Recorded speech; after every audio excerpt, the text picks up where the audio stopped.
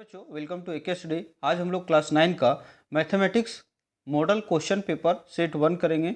यहाँ पे देखिए कुल पूर्णांक जो है 40 नंबर लिखा हुआ है।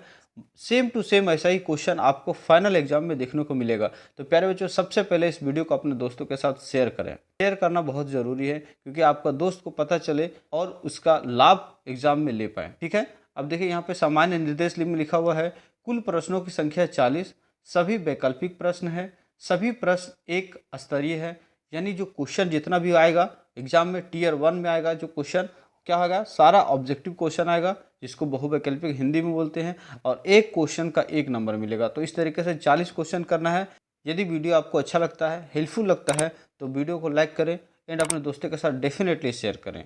और यदि आप हमारे चैनल में नए हैं तो चैनल को सब्सक्राइब कर लें, साथ ही साथ बेल आइकन को ऑन कर लें। इससे प्रॉफिट होगा, हमारे चैनल में जो भी वीडियो अपलोड किए जाएंगे उसका नोटिफिकेशन आपको सबसे पहले मिलेगा।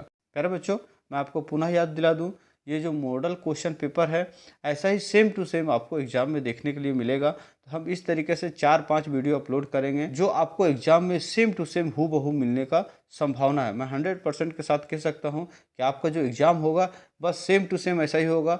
कहीं पे 2 के जगह में 4 रहेगा, 4 के जगह में 5, लेकिन क्वेश्चन नंबर 1 में लिखा हुआ परिमेय संख्या, तो आपका फाइनल एग्जाम में भी आएगा परिमेय संख्या। तो इसलिए वीडियो बहुत इंपॉर्टेंट है, इसे ध्यान से देखें, पूरा देखें, और हो सकता है तो आप इसे नोट कर लें और नोट करके इसको रट लें। प्यारे बच्चों मैं बार बार बोल रहा हूँ इसको रट लें। तो चलिए क्लास को स्टार्ट करते हैं।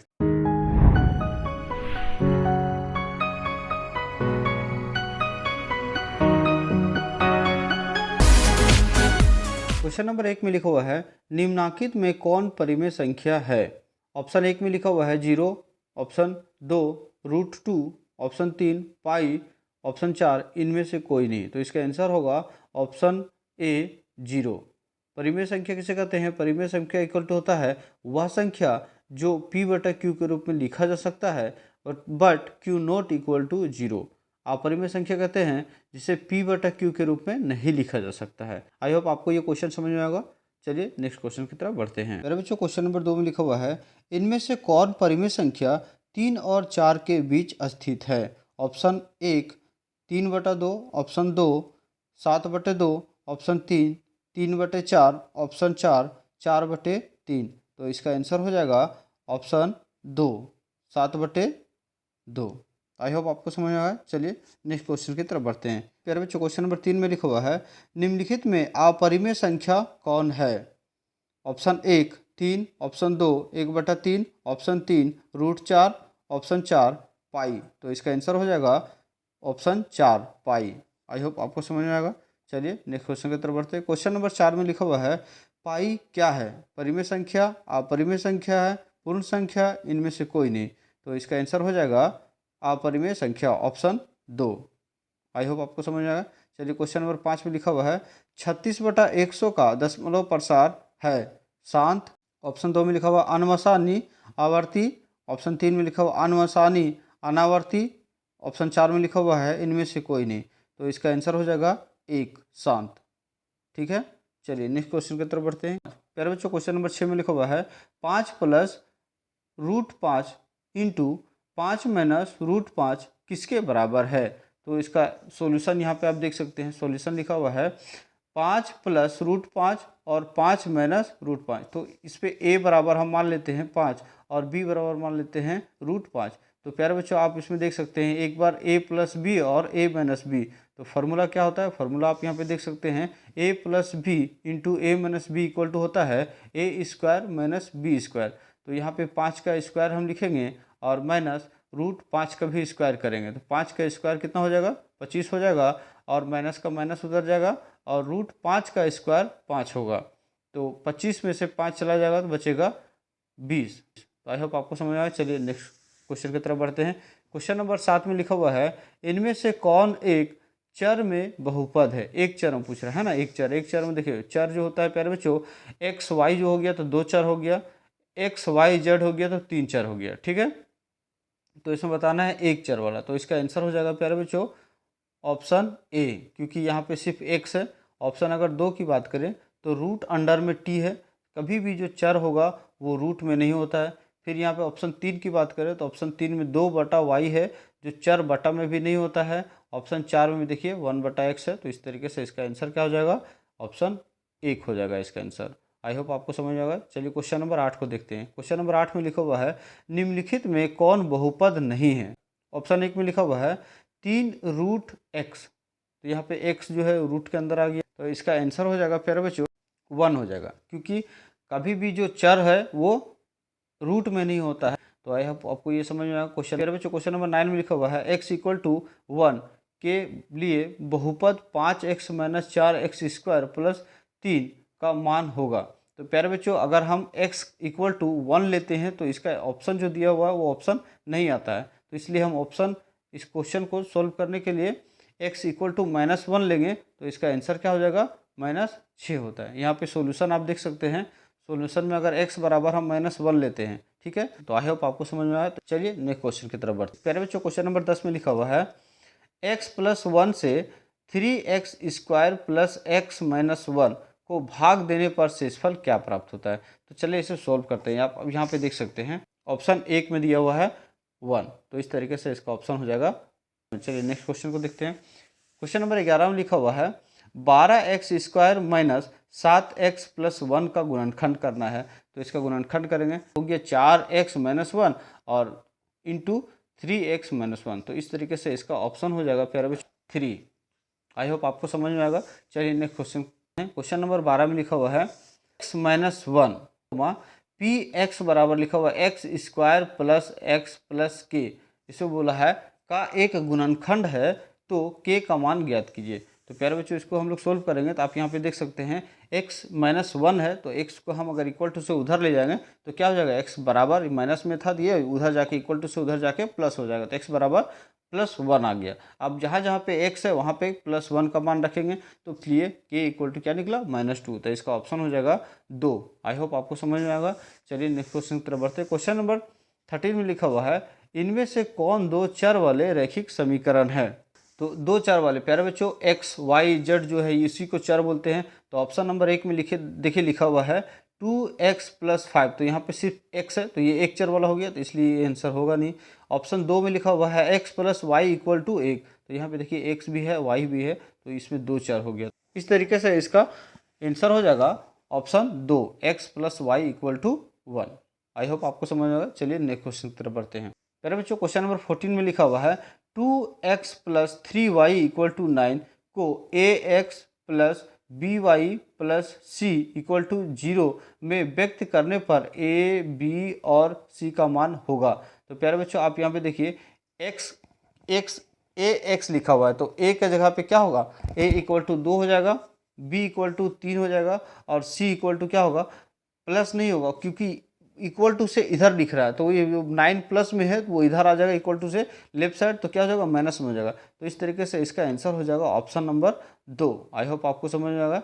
चलिए नेक्स्ट क्वेश्चन की तरफ बढ़ते हैं। क्वेश्चन नंबर 15 में लिखा हुआ है निम्न हलों में कौन समीकरण x + 2y = 6 का एक हल है। तो अब यहाँ पे देखेंगे x और y का जगह मान रखेंगे और इक्वल टू 6 आएगा, तो इसका आंसर होगा ऑप्शन नंबर 4 में लिखा हुआ है x बराबर 4 और y बराबर 1, तो यहाँ पे देखिए 4 और 2 एकम 2, 4 2 6, तो इस तरीके से इसका आंसर हो जाएगा प्यारे बच्चों ऑप्शन 4। आई होप आपको समझ में आएगा। चलिए नेक्स्ट क्वेश्चन की तरफ बढ़ते हैं। प्यारे बच्चों क्वेश्चन नंबर 16 में लिखा हुआ है x अक्ष और y अक्ष को कटान बिंदु को क्या कहते हैं। तो इसको कहते हैं मूल बिंदु, तो इस तरीके से इसका आंसर हो जाएगा ऑप्शन नंबर 3। नंबर 17 x निर्देशांक को क्या कहते हैं। इसका आंसर हो जाएगा ऑप्शन 1 भुज। x निर्देशांक को क्या कहते हैं, भुज कहते हैं। आई होप आपको समझ में आया। चलिए नेक्स्ट क्वेश्चन की तरफ बढ़ते हैं। क्वेश्चन नंबर 18 में लिखा हुआ है आकृति में बिंदु P का निर्देशांक निकालिए। तो P का निर्देशांक क्या होगा, 4 और 2 होगा। तो इस तरीके से 4 और 2 यहाँ ऑप्शन में नहीं दिया हुआ है, तो ये ऑप्शन गलत दिया हुआ है, ठीक है। तो प्यारे बच्चों इसका आंसर क्या होगा, 4 और 2। क्यों, क्योंकि सबसे पहले हम लोग x का मान लिखते हैं, तो x बराबर देखिए मेरा 4 है और y बराबर 2 है, तो 4 और 2 ऑप्शन में नहीं दिया हुआ है, ये क्वेश्चन गलत दिया हुआ ऑप्शन में, तो इसका ऑप्शन हो जाएगा 4 और 2, ठीक है। चलिए नेक्स्ट क्वेश्चन की तरफ बढ़ते हैं। क्वेश्चन नंबर 19 में लिखा हुआ है क्वेश्चन, दो भिन्न रेखाओं में कितने बिंदु उभयनिष्ठ हो सकते हैं। जब दो रेखा रहेगा प्यारे बच्चों, दो रेखा को जब हम काटेंगे तो एक बिंदु पे कटेगा, ठीक है। जो दोनों कटता है उसी को बोलते हैं उभयनिष्ठ, ठीक है। तो इसका आंसर हो जाएगा ऑप्शन 1। चलिए नेक्स्ट क्वेश्चन की तरफ बढ़ते हैं। Question number 20। क्वेश्चन नंबर 20 में लिखा हुआ है वे वस्तुएं जो परस्पर समपाती होते हैं वो बराबर होते हैं। तो इस तरीके से इसका आंसर हो जाएगा ऑप्शन 1।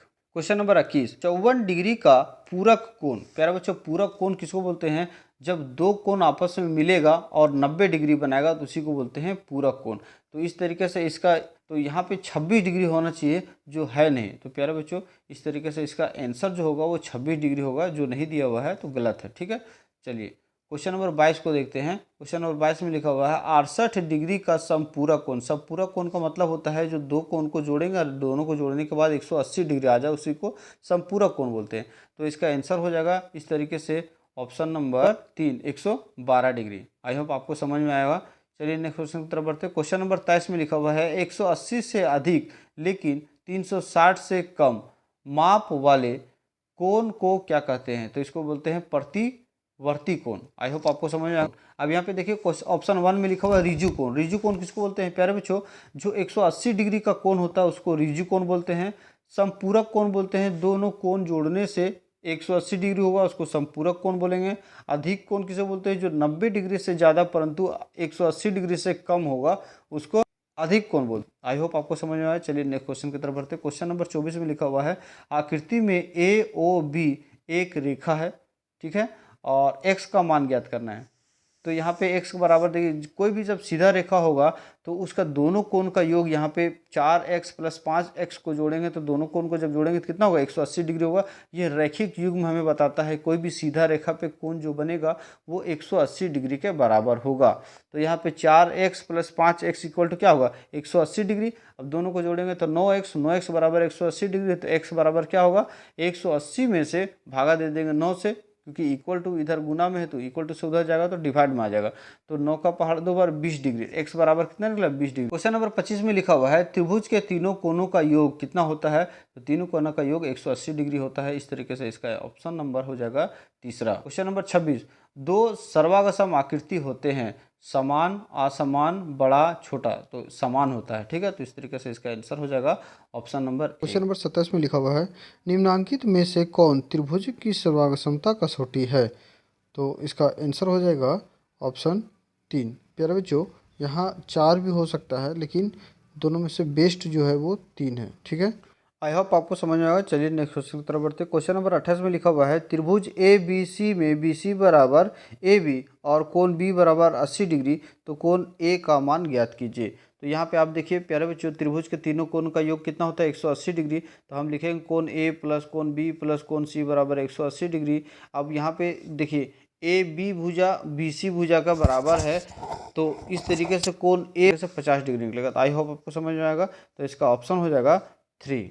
चलिए नेक्स्ट क्वेश्चन की तरफ बढ़ते हैं। क्वेश्चन नंबर 29 में लिखा हुआ है चतुर्भुज के अंतः कोणों का योग। तो चतुर्भुज के चारों अंतः कोणों का योग कितना होता है? 360 डिग्री। तो इसका ऑप्शन हो जाएगा 4।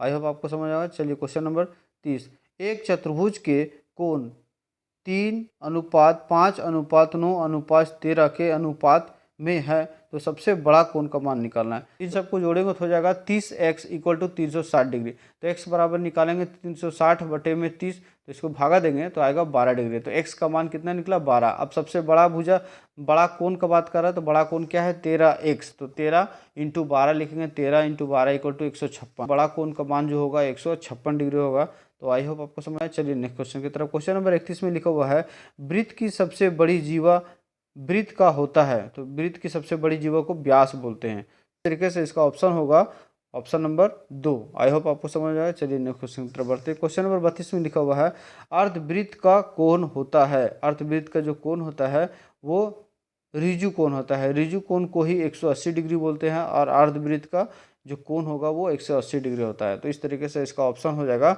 4। चलिए नेक्स्ट क्वेश्चन की तरफ बढ़ते हैं। क्वेश्चन नंबर 33 में लिखा हुआ है एक त्रिभुज की भुजाएं 40 मीटर, 24 मीटर और 32 मीटर है, तो त्रिभुज का परिमाप बराबर क्या होता है? तीनों भुजाओं की लंबाई को जोड़ दो, उसे परिमाप निकलता है। तो 40 + 24 + 32 इक्वल टू करेंगे तो ये आ जाएगा 96। तो आंसर हो जाएगा ऑप्शन नंबर 2। चलिए नेक्स्ट क्वेश्चन प्यारे बच्चों। क्वेश्चन नंबर 34 में लिखा हुआ है एक त्रिभुज की भुजाएं 40 सेंटीमीटर, 24 सेंटीमीटर और 32 सेंटीमीटर है, तो त्रिभुज का क्षेत्रफल ज्ञात कीजिए। तो ये हीरोन का सूत्र से इसको बनाएंगे, है ना प्यारे बच्चों।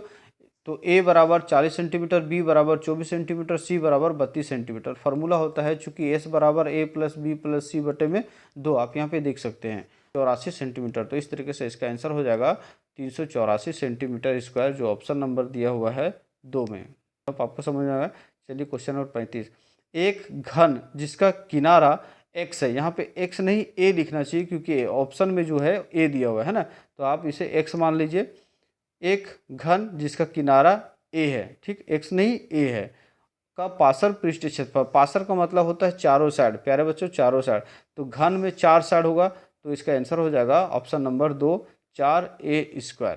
आई होप आपको समझ में आया। चलिए नेक्स्ट क्वेश्चन, क्वेश्चन नंबर 36 में लिखा हुआ है किसी घनाभ में किनारों की कुल संख्या कितनी होती है। तो घनाभ में किनारों की संख्या कितना होगा, 12 होता है। तो इस तरीके से इसका आंसर हो जाएगा ऑप्शन नंबर 4। चलिए नेक्स्ट क्वेश्चन की तरफ, क्वेश्चन नंबर 37 में लिखा हुआ है एक घनाभ जिसकी लंबाई l, चौड़ाई b, ऊंचाई h है का पार्श्व पृष्ठीय क्षेत्रफल बराबर। तो इसका आंसर हो जाएगा option number 2 2h × l + b। I hope आपको समझ में आया है। चलिए नेक्स्ट क्वेश्चन की तरफ, क्वेश्चन नंबर 38 में लिखा हुआ है एक गोला जिसका त्रिज्या r है का आयतन होगा। गोले का आयतन बराबर 4/3 πr3। तो इस तरीके से इसका आंसर हो जाएगा ऑप्शन नंबर 1। क्वेश्चन नंबर 39, मिलान चिन्ह को बारंबारता है, इसको गिनना है। प्यारे बच्चों देखिए यहाँ पे 1 2 3 4 5, पहले 5 है और बाद में 4 है, तो 5 और 4 कितना हो गया, 9 हो गया। तो इस तरीके से इसका आंसर हो जाएगा ऑप्शन नंबर 4। ऑप्शन 4 में 9 लिखा हुआ है, तो ऑप्शन नंबर 4 इसका आंसर हो गया। प्यारे बच्चों क्वेश्चन नंबर 40, एक निश्चित घटना की प्रायिकता, एक निश्चित घटना की प्रायिकता कितना होगा, 1 होगा। अनिश्चित घटना की प्रायिकता कितना होगा, 0 होगा। तो प्रायिकता हमेशा 0 और 1 के बीच में ही आता है, तो इस तरीके से इसका आंसर हो जाएगा ऑप्शन नंबर 1। आई होप आपको वीडियो पूरा समझ में आया होगा। इस तरीके से सारा क्वेश्चन को हमने सोल्व किया। आई होप आपको क्वेश्चन समझ में आया होगा। वीडियो आपको अच्छा लगा, हेल्पफुल लगा, तो वीडियो को लाइक करें एंड अपने दोस्तों के साथ डेफिनेटली शेयर करें। यदि आप हमारे चैनल में नए हैं तो चैनल को सब्सक्राइब कर लें, साथ ही साथ बेल आइकन को ऑन कर लें। इससे फ़ायदा ये होगा हमारे चैनल में जो भी वीडियो अपलोड किए जाएंगे एग्जाम से रिलेटेड, उसका नोटिफिकेशन आपको सबसे पहले मिलेगा। Thanks for watching. AK study always with you.